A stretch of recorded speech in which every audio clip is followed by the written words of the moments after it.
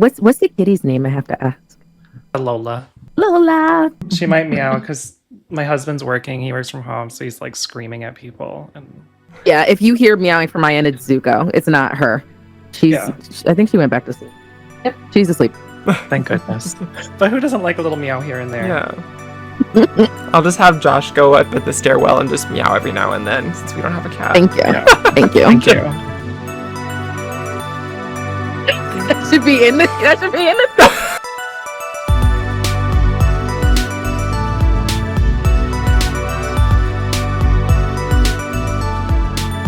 Hello, Divas, Dudes, and Dolls! Welcome to Wig, where we interview iconically interesting individuals who are into indies. This is my co-host, Chara Couture. And this is my co-host, Chelora. Hello. Today we are joined by the fabulous, incredible, multi-talented queen of cozy, Milady Confetti. Hi.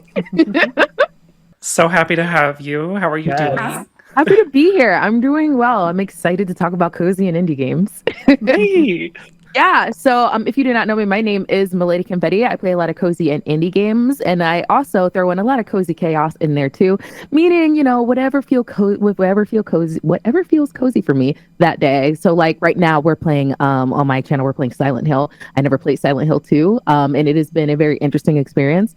With horror, I like to make horror very accessible to people. Mm-hmm. It's mostly just a big joke. I think the main character, I think his name is actually James. I've just been calling him Wonder Bread. Ethan, which I know is not his name, and Leon from the other. So, I really just love to have fun. I love gaming. I love playing games. I also have a podcast called The Nerdy Magical Girl, where I talk about anime. I do historical deep dives on older anime. I don't really talk about newer anime because, I don't know, I think everybody's already doing that. A lot of people know me for doing a deep dive on 1973 New Cutie Honey, or 1973 Cutie Honey. New Cutie Honey came out way later. My bad. Ugh. But yeah, I love talking about anime. I love just being a nerd and getting to share my nerdom with people. And yeah, that's a bit about me. I loved that about listening to Dirty Magical Girl podcasts, like the nerding out parts. I'm actually trying to switch up the format. I know we're going to talk about like content shift and everything like that. I'm actually switching up the format so it's a little easier for me as a creator because I be doing a lot, and I think I realized like this month, like I be doing a lot. Like I was just in Seattle not casting. I was just covering the Red Bull NA qualifier. So I was like just there. Then I was traveling someplace else, and I was in New York. So I'm just like, I think I need to find a way to streamline my content. Yeah. Yeah, because a lot of my stuff, and then I'm trying to like work with another producer to do another project. So I'm just like, let's find a way to make things a little easier on yourself. Yeah, I think that's very, no, very literally, valid. I want to write a book like that. Honestly, let's just add that to the project list. Exactly. A never-ending project list, a relatable queen, I have to say. Thank you. I have ADHD. I probably do too. But I think most of my calls with Chara are just like slapping her and telling her to stop doing so much. That's my mom. So I guess this kind of does lead into my first question, because like I wouldn't think of Silent Hill as cozy.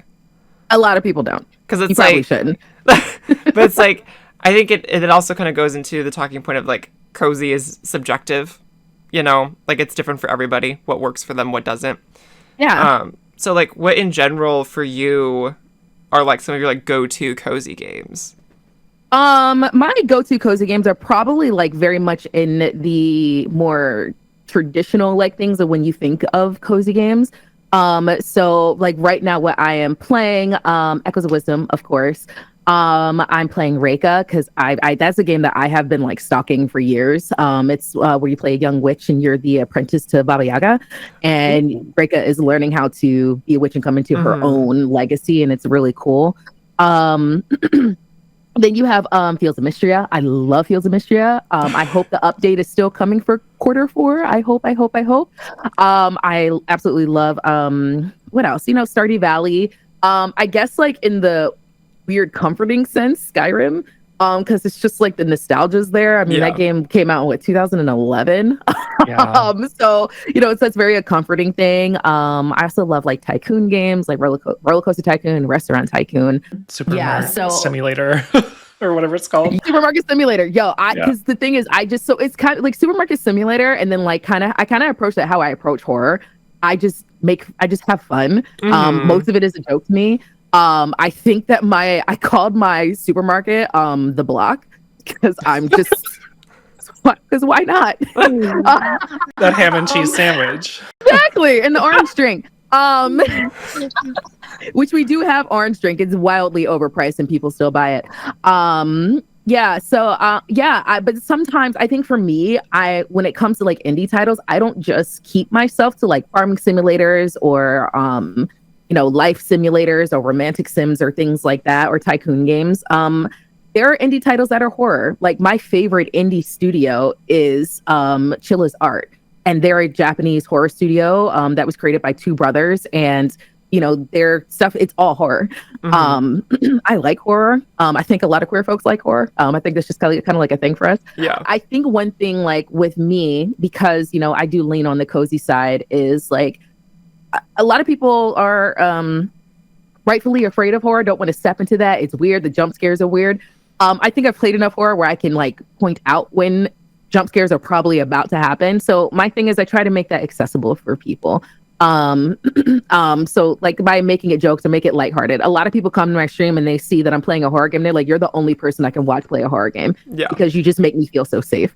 And also you're hilarious. And I'm like, well, yeah, because horror games are ridiculous. They're absolutely like, I'm playing Silent Hill right now and like Wonder Bread. I'm like, I don't trust you. And I don't know why I don't trust him yet because I haven't finished the game, but I'm just like, we're just having a time. We're just having a riot, and we're all thirsting over Pyramid Head. And also, I've just been craving horror. Like, I feel like I've washed my last turnip. Like, I'm tired of watering plants and tomatoes. I'm a little tired. Like, just give me a weird Pyramid Head guy with a long sword. Give me Sephiroth. I need something just to cleanse the palate a little bit, and then we'll go back to watering tomatoes. Have you ever played Paranorma Site? No, I have not. Oh my gosh. Horror visual novel. It's so good. Like I don't really like horror, but it kind of gives me like Zero Escape energy a little bit, where there's like timeline splits. Okay. And you like jump back and forth to like change the fate of the storyline or whatever. But it's good. It's really, really good. Published by Square. I love a good story. Just give me a good story that I can follow. I don't care if it falls in the cozy sector. I don't care if it falls in horror or JRPGs. I want a good story. Bring me in. Make me buy into this thing that you have sold me and I paid probably $60 for. You know what I mean? That's really what I aim for. But it's also because somebody yesterday asked me the same question. They're like, how is Silent Hill cozy? I'm like, because I say it is today. This channel says Milady Confetti. Okay. Yeah. She plays what she wants. Yeah, I was talking with my boyfriend about this earlier today, where it's like, I don't really know that I play like cozy indie games, because most of the indie games I really enjoy are like indie games that I know are going to make me sob profusely, and and they like kind of get into like borderline trauma porny, exploitative, like they're going for the jugular with making you feel all the feelings. But then you have like games like Spiritfarer, where it's like you have these like gut punch emotional moments, but the gameplay loop is so relaxing. Yeah. Yeah. You might as well play Silent Hill. That's how somebody described it in my YouTube comments. They were like, well, it has a lot of emotions and it's kind of sad, but like it's a cozy kind of sad, so just keep going. And I'm like, okay. It's a fulfilling kind of sad that fills you up. Right. I'm waiting for the fulfillment, because right now me and Wonder Bread are about to box. Wonder Bread's never been fulfilling. No.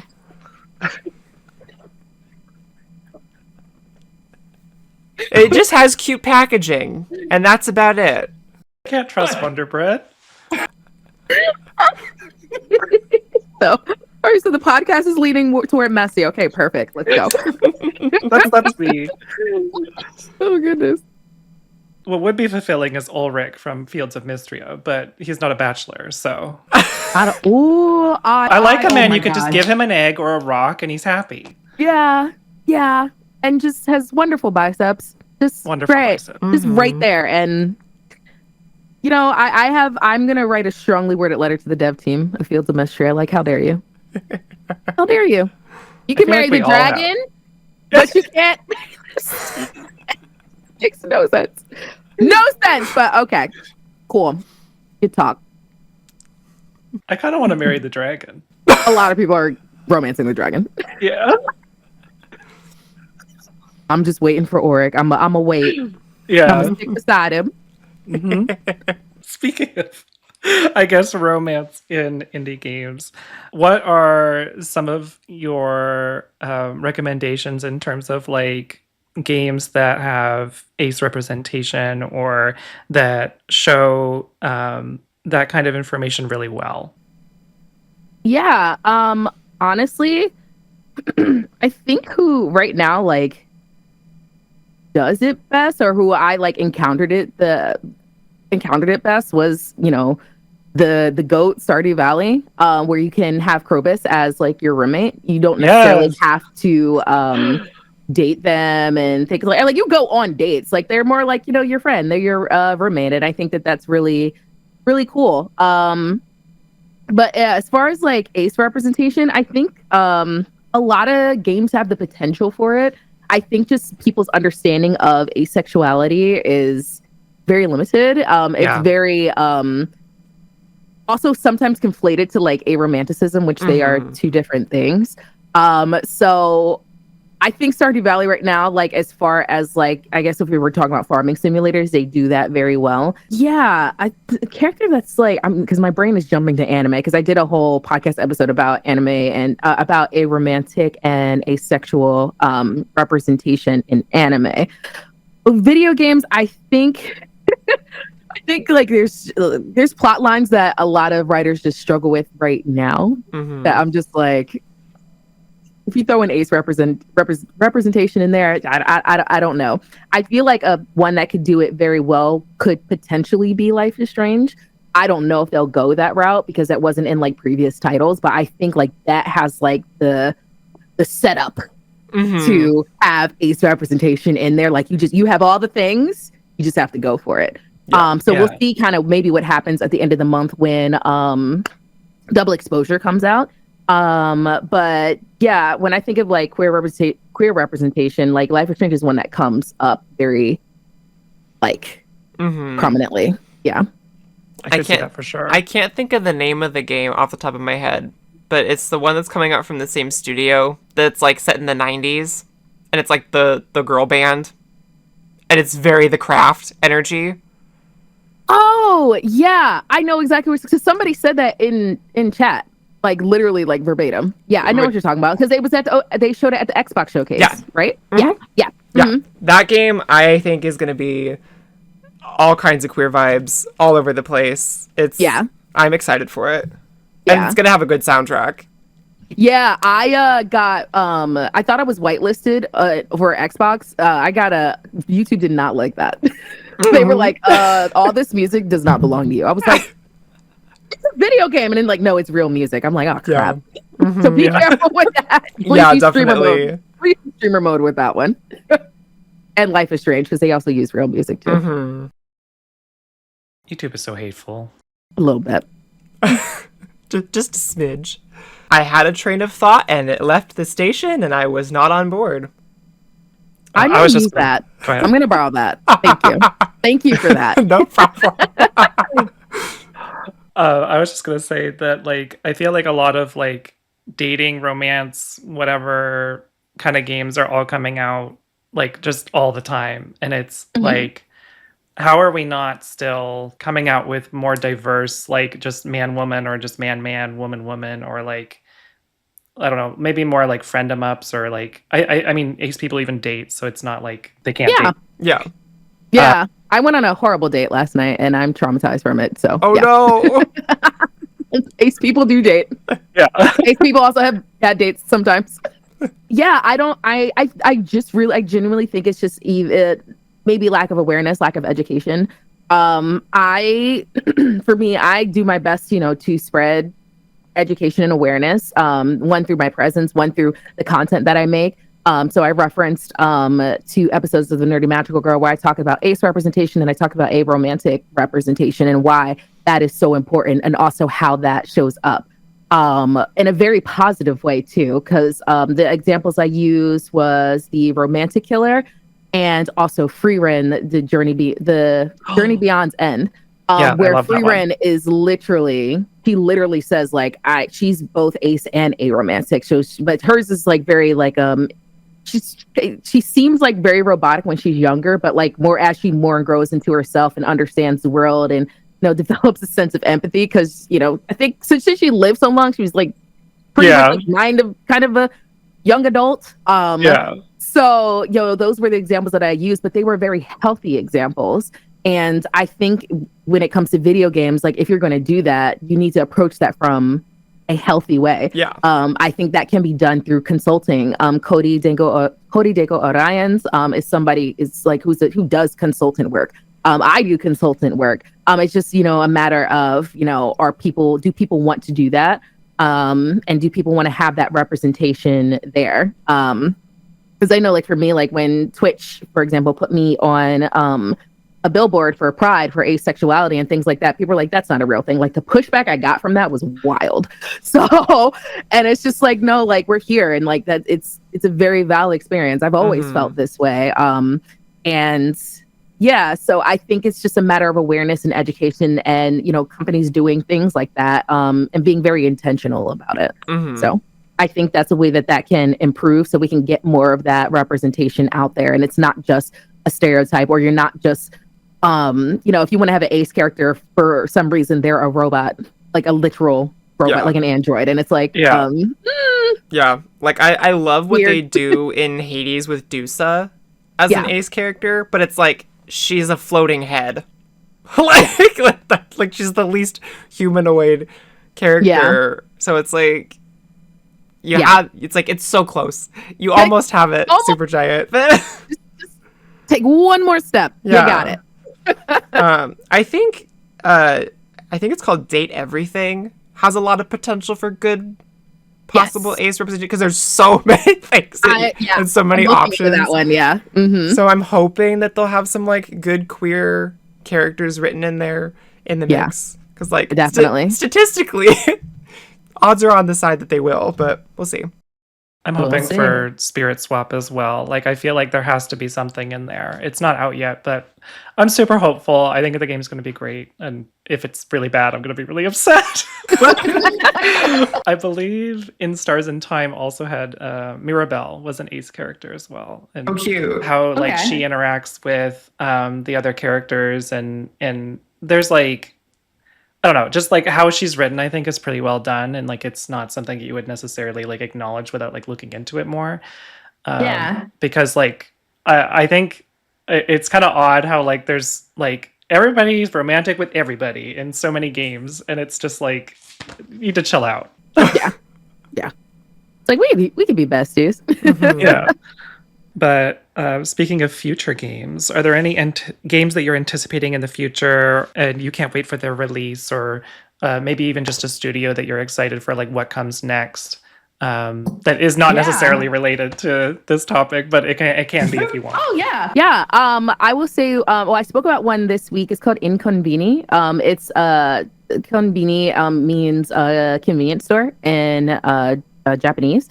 And it takes place in the 1990s, and it is you're playing as Hayakawa, and she's on break from college, and she's working at her aunt's convenience store, and it's pretty much like a convenience store sim, and like what you do and the choices that you make. Like say like you, from what I'm getting, like from I'm understanding the devs like describing it is like you open the store, you set up the store and everything like that, and that affects like how the customers come in and interact with you throughout the day. Say like you didn't do that, they might have a different type of interaction. They might find this store very inconvenient.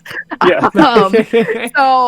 Yeah, and there's a story, you can make choices and dialogue and things like that. So I'm really looking forward to that one. That one is supposed to come out sometime in 2025.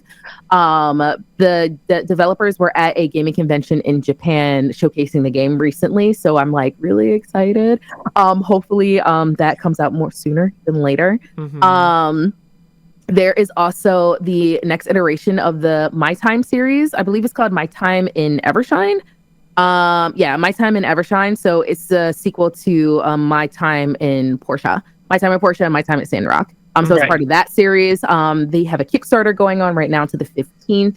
So if you want to get and back them and support them as indie developers, I love My Time at Portia because you can box the citizens when they get on your nerves. Because I always have been a supporter of cozy games, farming sims, having chaos in them because the mayors usually suck. Yeah. And I want to box them. So I love that feature is in there. I love that. See, cozy chaos. We can blend the worlds. And a studio that I am looking forward to their next project is 100% Low Birth Games. I love my favorite I will say indie title. I know you're gonna ask me about it later, but I'm just gonna say it now, is This Bed We Made. Low Birth Games. They ate on that. It deserved every single award that they got. Every single one. I love being a nosy maid. I love being messy. I love being in people's business in the game, not in real life. In real life, I don't care. But in the game, I just be like, okay, yeah, I need to know what's going on here. We have probably replayed that game on stream minimum of 20 times. Minimum. So yeah, I love them. I can't wait to see what they do next. We can even continue being a nosy maid in a hotel in 1955. We can do that. Yeah. Go for it. Yeah. So yeah, and also Low Birth. I think that they could also do something with asexual representation, because they had a queer representation, and there was a lot of things. Well, as I'm not Canadian, I am unfortunately American, and there are a lot of things obviously happening with the queer movement in various places in Canada. Particularly, this game took place in Montreal, I believe. So just it referenced a lot of things there that I didn't know about and that I would go and actually look up and research. So I think that they have the space to be able to do that for ace and a romantic representation too. We'll see. Well, now I want to know. As a Canadian, now I need to know. Yeah. Yeah, now I need to add this to my list of games to play. Please I haven't played it. I will tell you nothing. Okay. But let me know when you beat it and let me know what you think, because usually I think the last person I convinced to play was Cat Scratch. And they came in my DMs at 4 o'clock in the morning on Instagram and was like, yo, what the hell? And then we went back and got this ending above. I was like, I know, isn't it messy? So yes, let me know. Oh, so definitely will. Listen, you've influenced me to buy books, games, movies, shows. So I'm already sold. Nothing. What are you talking about? I am just a girl. I am a thing. Influencer? I don't know. Yeah. Oh God, no. Yeah, whenever people oh, you influenced me to buy this game, it's no, I used my advertising degree that I am currently very much in debt for to sell it to you. What's so interesting? I don't consider myself an influencer. I'm very much heavily. I think maybe that's just because I came through gaming is my primary focus and anime and things like that. When I think of influencer, I think of the 2010 makeup yeah. You know what I mean? That's what I think of. Or people who do lifestyle, oh, I went to Chanel. Here's my Chanel haul. That's what I think of. When I think of influencing, I can't afford nothing from no Chanel.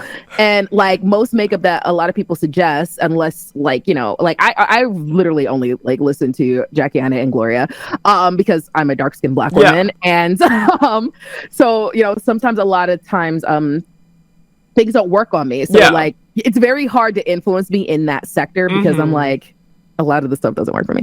But yeah, I don't know. I think because I I don't know. I just want to talk about the things that I like, and I hope that you enjoy them too. Yeah. Usually I find people who have also played the things that I have played, or they have something that they played that is similar, and I'm like, oh, let me check that out. So it's kind of like more community based, Yeah. like versus like, hey, do this thing. Like, of course, like I get like sponsor things that I do, where it's just like, okay, like that's very in your face direct. But like I've never taken a job or like a sponsor gig where I'm just like, I didn't like the product or I didn't necessarily like the game. Yeah.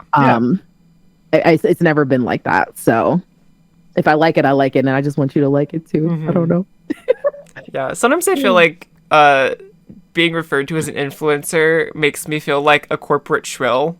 You know? Yeah. Whereas it's like I'm not gonna promote something if I don't enjoy it, or I wouldn't want other people to buy it. You know? Yeah. Like when somebody, they wrote the Black Girl anime podcast on Crunchyroll, and I was featured on there. Somebody like thought that I like did that that I wrote the article. I'm like, no, I'm not on Crunchyroll's writers list. I wish I was. Yeah. Like, sign me up. I'll take that gig. Listen, Yeah. I hear that they pay pretty decent, so I'll take that gig. But two, like that I worked for Crunchyroll. If I worked for Crunchyroll, you think I would have all this time to do all this stuff? I would be busy. Yeah. Like doing that. No, I don't. For Crunchyroll. You're too busy writing your book. Yeah. Right. Exactly. So like I get it. It does feel like corporate shillish, and it's like, no, I just happen to, if you Google Milady Confetti and Crunchyroll, like that will come up. That's it. They don't pay me. In the same beat, I'm gonna say if we have a sponsored post, please support it. Please support it. That too. Please support it. They get ignored and we need help. A little, like a heart, thumbs up, sparkles, something. Do something. I promise I'm not selling you a vitamin gummy that grows a third leg. I promise. Yeah. Not the vitamin gummies. Oops. Or some tummy tea, you know? Tea. Ooh. Let me just sip my water. Everybody got a little beverage? Oh. Nice and hydrated.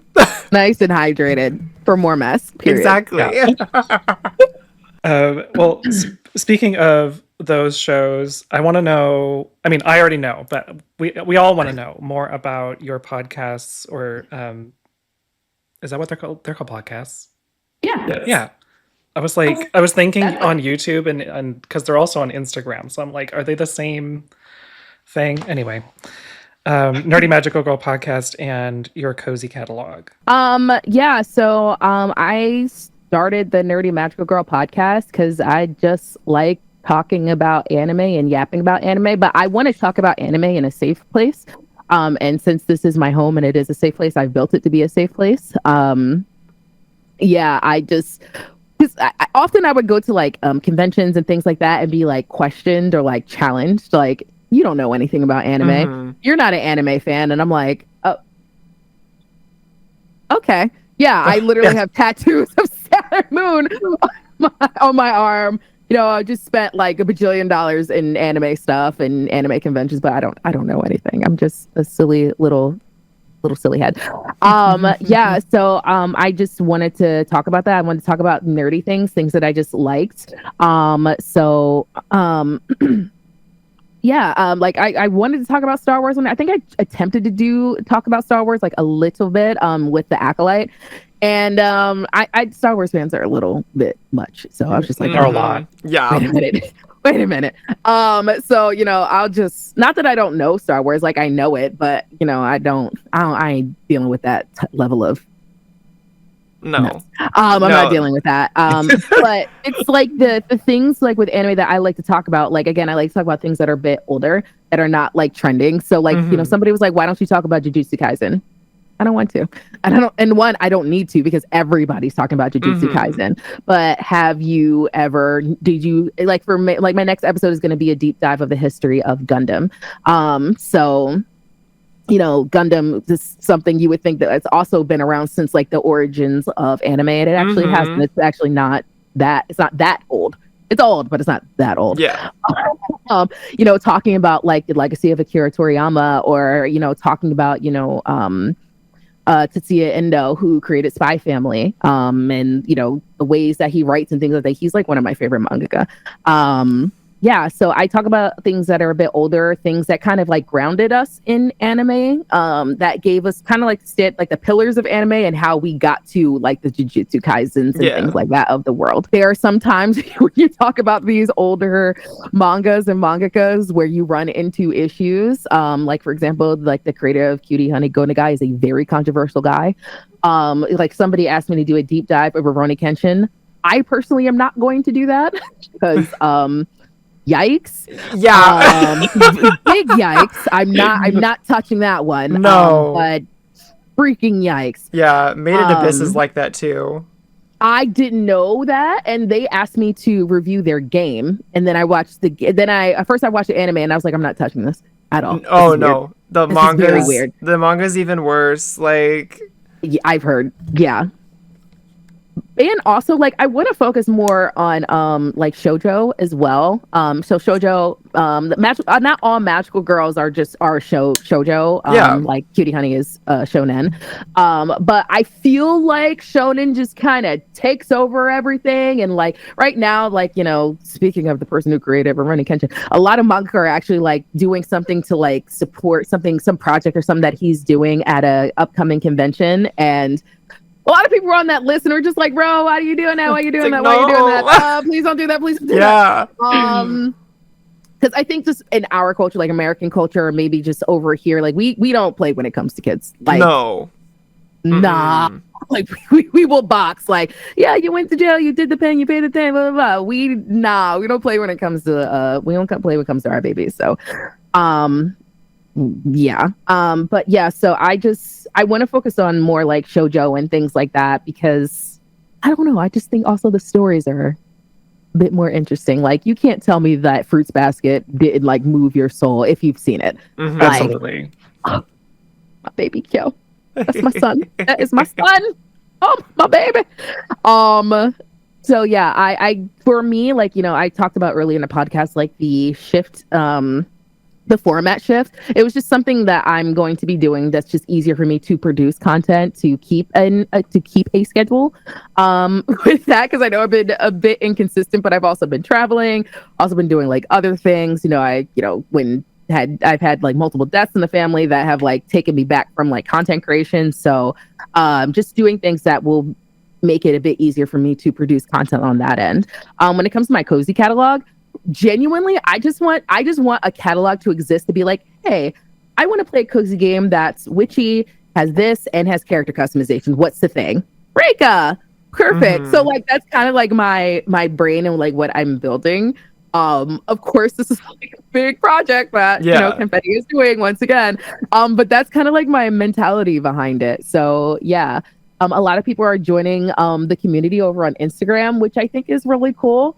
I think I have like 45 people who joined, and I'm like, oh, look at us, you're all cozy and stuff like that. So yeah, that's kind of like my brain, my foundation behind that. And then the other project I have going on is completely out of left field. And you'll be like, what are you doing? Like, you will be like, no, you need to go sit down somewhere. But I'm like, no, I don't want to. You're sitting right now. You don't need to sit later. Exactly. Yeah. See? You have the brain cell today. Yeah. I do not. Kara, do you want to share this brain cell? Do you want some? Yeah, I think I need it a little bit. I reach across state lines. But the like retro anime aspect of like of your podcast really interests me, because like I saw the other day there was like a retro anime like thing. They like made like a catalog of like a bunch of like anime that wasn't put on television because it was it was like super trans, and it was like all like there was like a whole sci-fi genre of like trans people in pods. And I was like, that's really interesting. I'm sure they got it totally wrong, but maybe one of them got it right. I don't know, but it's interesting that it exists. Yeah, a lot of things, especially like Cutie Honey, for example, has like a huge fan base, and a lot of them are queer. And Some other things too that go because Gogenaga, he goes between like cutie honey and then like all this gory horror stuff, and I'm like, he really isn't okay, is he? Who is? But the thing is like I think I mentioned in that video that, you know, also just be aware that some of this stuff might borderline on fetishization. So it might not be like a representation you might think or hope you want it to be, especially for like the 1970s, going into, you know, I don't even know when that didn't stop. So just thinking like the things of like when things like that have come out to just kind of situate that. But like, it's cool, and we also have to call it for what it is sometimes. So yeah.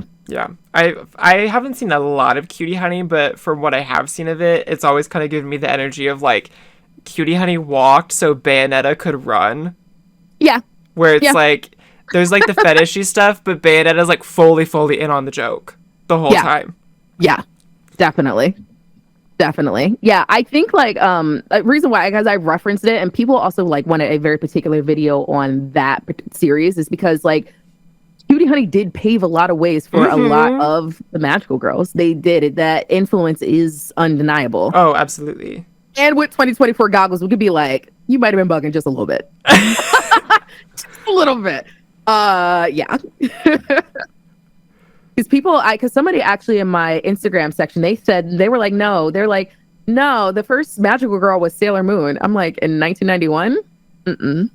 We got to go all the way back to the 60s. Yeah, I'm like, we go back to the 60s for magical girls. Yeah, that's wild. Yeah. It's understandable why, because Sailor Moon's influence is global. I can walk into any store and I can see a Sailor Moon reference. You know, between her and Hello Kitty, like it's. Yeah, I get it. I know we are getting kind of close to the end of the time for today, but I personally really like asking our guests if there's anything like really cool or interesting that they're playing right now in the indie space, or just in general. I know you're playing Silent Hill, but is there anything else like that's top of mind that you want to tell our listeners about? Yeah, I mean, I'm also playing Reika. I'm getting through that and I love it. It's so beautiful. It's so pretty. Like if you're looking for like if you love fall, like the fall vibes in the game are just wonderful. Reika is only available on PC at the moment. I don't know, if the developers have any interest in bringing things to different platforms. I hope they at least bring it to like PlayStation or Xbox.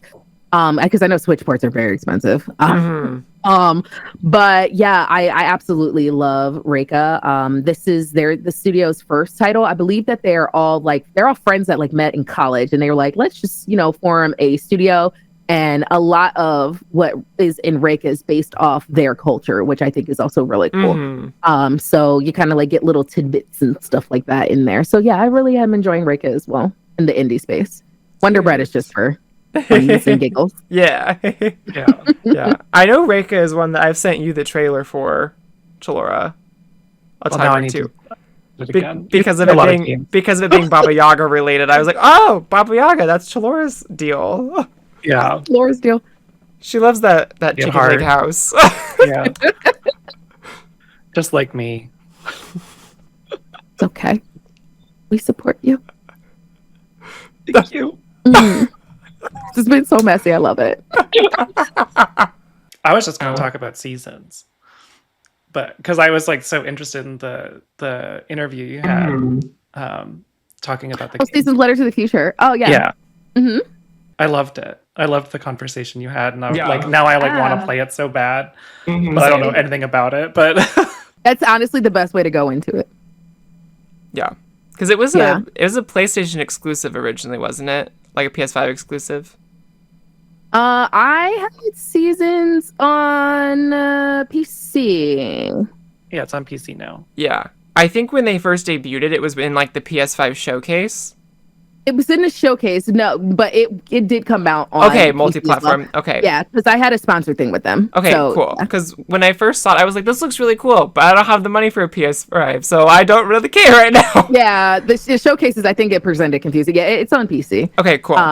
Yeah, I think when we talk about like cozy games and what makes a game cozy, is it cozy chaotic? Is it cozy feels? Is it cozy whatever? I think the thing that what we talked about in that interview particularly is how we can use the medium, genre, whatever the heck you want to call it, to kind of bring people in to talk about things that are hard, topics that are hard. Like, loss is hard.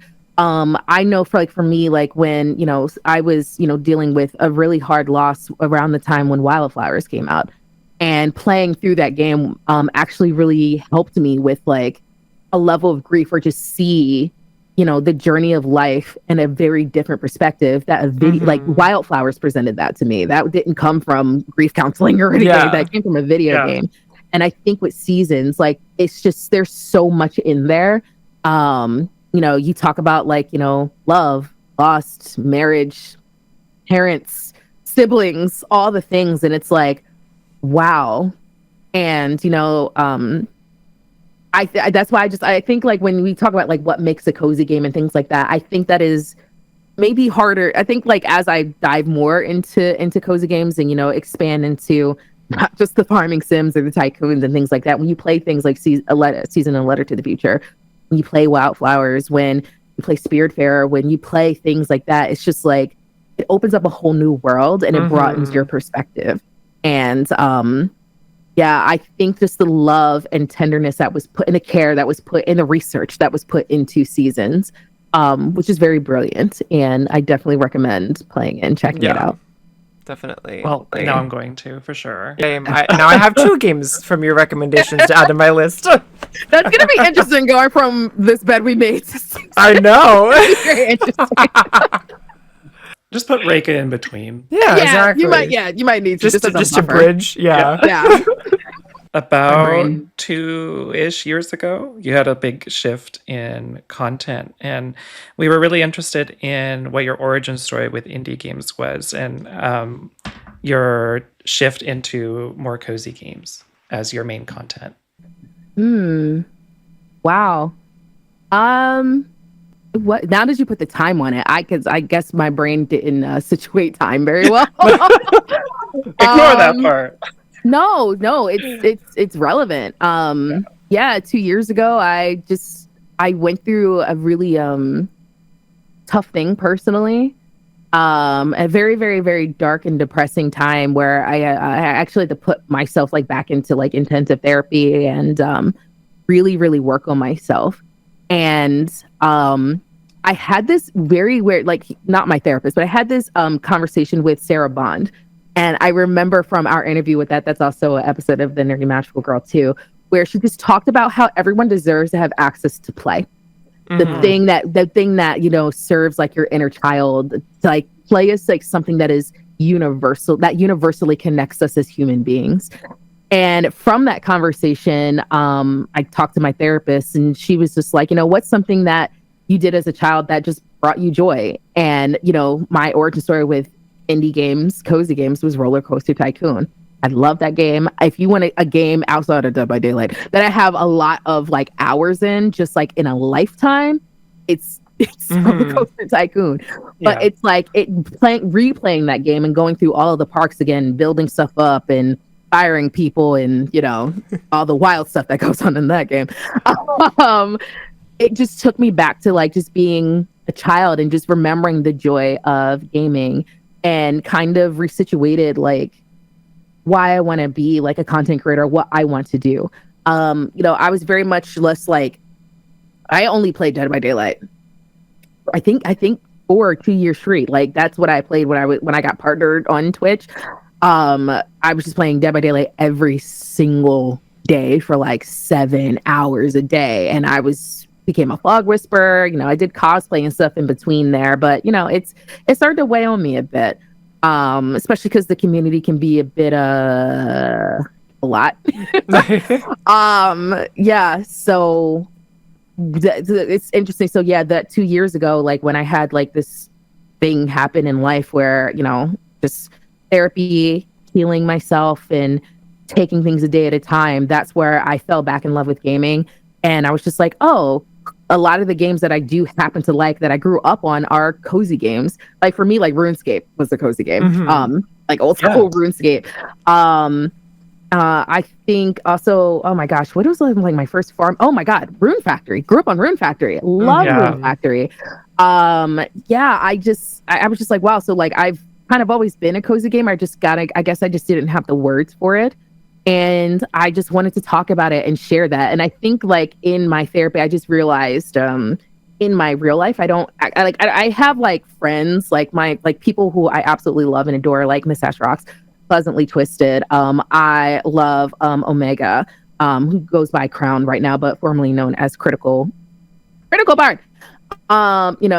There's, Cypher and things like that. But like in my IRL life, I don't have like tangible like friends that I can just go grab and hug. So kind of with cozy gaming, that community became like my friend. So like I want to talk to you about the things that make me happy, and I hope they make you happy, and I hope I can learn something from you that could also make me happy, so we can be kind of in this communal space together, and it makes life a little bit less lonely. So I think that's really what I had to do. And the thing is, with that content shift, I had to learn, which is it was just interesting because I've been a full-time creator since 2020. I had to, and people like see me as like this, I hate this because, it gets attached to Black women, but like this strong Black woman who has like no problem like with boundaries, blah, blah, blah. Like I was very much a people pleaser, which is a shocking thing to even think. I was a people pleaser. Like I just wanted people to like me. I wanted to do the things and stuff like that. And it's like, I had to learn how to say no. I had to learn how to have stronger boundaries. I had to learn to be like, I'm not doing that. Or, it's okay to center yourself. It's okay to put yourself first. It's okay to burn the cape. Yeah. Burn the cape. Black women have done so much for everyone else. Yeah. Focus on yourself. And it is okay. The world will, if it has to burn a little bit, figure it out. Black women are tired. Yeah. So, I really had to be very intentional about my healing. I got physically healthier, go along with my mental health. Like I run 5Ks now. I go out and touch grass. Did you know there's grass out there? It's really great. I drink water and stuff like that. So like I'm very like, and it sounds so silly, but like those intentional things, I think when I have become like Confetti, like a better person for me, that reflects in my content. And it is what it is, and that's how it's going to be. And that doing the things that make me happy, because for so much in my life, all of my life, not just like me being a content creator, I've been there for others. I've done so much for others. I've just given and given and given and given. And like, I'm the type of person to say like, hey, this cup is mine. I'm going to keep it filled. I'm going to keep it over here. And I'm allowed to do that. And so that's kind of like where the origins of the content shift came from. And for me, like as an observer of my own content, I don't know how it looks because y'all are outside of me. Y'all are not me. But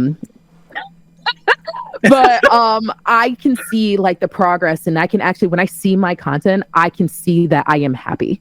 Like because I know myself the best. I'm like, you are like, girl, you're happy. Damn. Like skin is skinning, like hair is hairing, like my actual natural hair is actually down my back. That's why I don't wear it out. It's always in braids. It's amazing. My mom said, she's like, self-love is the greatest gift that you can give to yourself. And I'm like, okay, mom, whatever.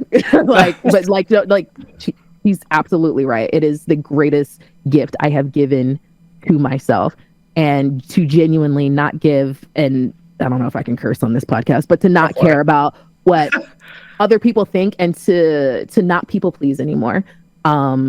And to really still work on those, healing that inner child and inner teenager and stuff like that. Like my pink room is also like, it's like a physical gift to myself. I'm touching my pink couch right now. It's a physical gift to myself because it's just like, you work hard, do something for yourself. So do that thing. Yep. And I love how that's flourishing for me. And I can genuinely say, this isn't conceited, I'm proud of myself. I'm very proud of myself for the work that I have invested in me, so I can be the person I was always meant to be truly, genuinely myself. Not to say like the past me was inauthentic, but I will definitely say she was very much deep in her trauma, and we had to grow from that. We had to grow. We had to heal. And I'm proud of who I am right now. I'm fully, fully, fully myself, and I love that. So, yeah. So now, cozy games. Yeah. Yay! Yay! That was kind of long-winded, but that's the honest to God truth. Yeah. But the time, like when you asked 2 years ago, I was like, oh my God, wow. Yeah. Yeah. So yeah, that's kind of like it.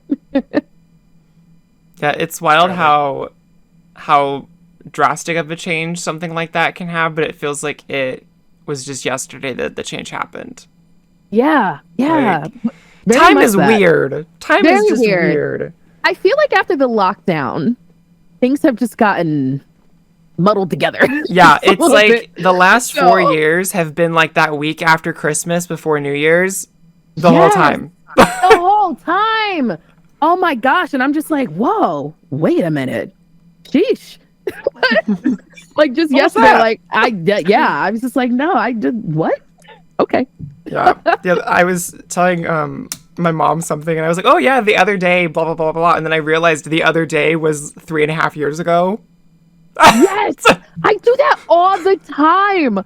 Oh my God. Like okay, I'm glad I'm not the only person. Like, okay. I feel so not alone. Thank you. That was so validating. It's like, this was not the other day. This was the other year. Like, literally the other year. Yeah, thank you for that question. I think I needed that like as a human being. Thank you for that. Yeah, me too, honestly. Yeah. We all doing our things. We're going through our journeys and living ourselves out loud. So yeah. And I also very much relate to having a pink room. That's what my office is going to be. That's what I'm also doing that with my pink couch. Yes! Please send pictures when you're done. Will do. Yeah. But yeah, thank you so much for taking the time and chatting with us today. We really appreciate it. Where can everybody follow you and find you online? Yeah. So I am Milady Confetti on all platforms. All of them. Every single one. We love branding. Consistent branding. I do exist on Twitter/X, but it's not like an interactive space for me anymore. I post my content in dip. So if you're looking for something like more interactive, I live stream on Twitch 3 days a week. On Monday, Wednesday, Friday, that is my schedule up and coming. I'm also over on YouTube, Instagram, TikTok. I do my best to respond to all my comments. Sometimes I'll be asleep or gaming. If I take a while to get back to people, I promise that I will. But yeah, that's pretty much where I am. And if I'm not on social media, I am home because I pay too much rent. So I am indoors. You might as well use it. Yeah. Exactly. I pay for it. Yeah, exactly. Again, thank you so much for this wonderful conversation. I really enjoyed it so much. I know Thank you for having me. This is so awesome. I love talking about indie games. So if you ever want to do it again and just like geek out about indies, I'm so down. Yeah, I have a feeling you're gonna be a repeat guest. So, but yeah, so we'll see you, and whenever we see you again, listeners, viewers, however you're choosing to consume the podcast, or we'll hear you. Yeah, that too, or you'll hear us. Well, some sense will be activated in some capacity. But until next time, bye. Bye.